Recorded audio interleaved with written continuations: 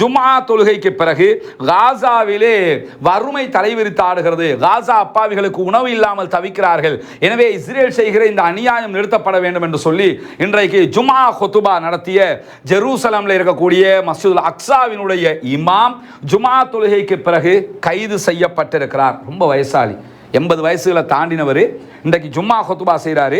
கொத்துபாவில் என்ன பண்ணுறாருன்னு சொன்னால், காசாவில் பாலஸ்தீன மக்களுக்கு இஸ்ரேல் பட்டினி போட்டு அவங்கள கொன்றுக்கிட்டு இருக்குது, இதை உடனடியாக நிறுத்தணும் அப்படின்னு சொல்லி கொத்துபாவில் அவங்க பேசுகிறாங்க. பேசி அடுத்த கணம் அவர்கள் கைது செய்யப்படுகிறார்கள்.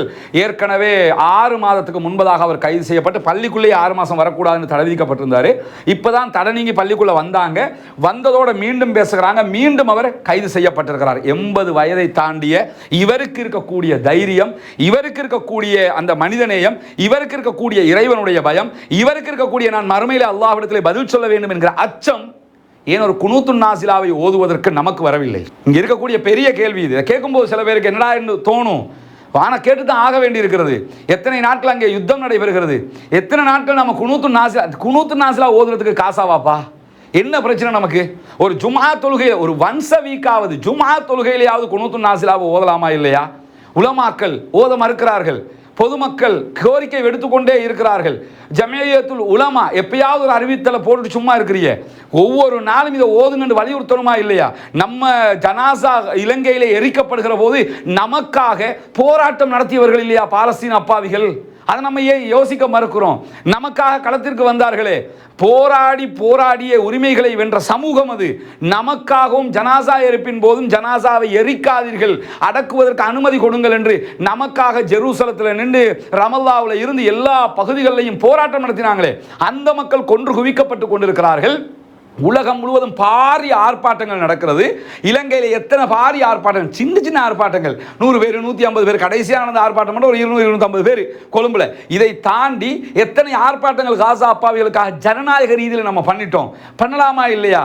கிழக்கு மாகாணம் முழுவதும் பண்ண முடியும். முஸ்லிம்கள் செறிந்து வாழ்கிற பகுதிகள் கொழும்புல பண்ணலாம், மற்ற இடங்களில் பண்ணலாம். சரி, அதைத்தான் பண்ண முடியல. ஒவ்வொரு தொழுகையில் 5 நேர தொழுகையில் குனூத்துன் நாசிலாவை ஓத முடியலையா நமக்கு?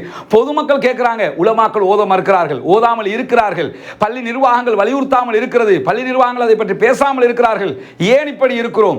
இவருக்கு இருக்கக்கூடிய அந்த உரிமை, இவருக்கு இருக்கக்கூடிய அந்த உணர்வு கூட நமக்கு இல்லையாங்கிற கேள்வி வரலையா?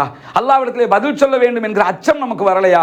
80 வயதுகளை தாண்டியவர் மஸ்ஜிதுல் அக்ஸாவிலே மீண்டும் மீண்டும் பாலஸ்தீன மக்களுக்காக பேசுகிறார், மீண்டும் மீண்டும் கைது செய்யப்படுகிறார். நடக்க முடியாத முதியவருக்கு இருக்கிற அந்த உணர்வு, அந்த ஜனநாயக விழுமியம், அந்த மார்க்க ரீதியிலான பற்றுதல் ஏன் நமக்கு வரல?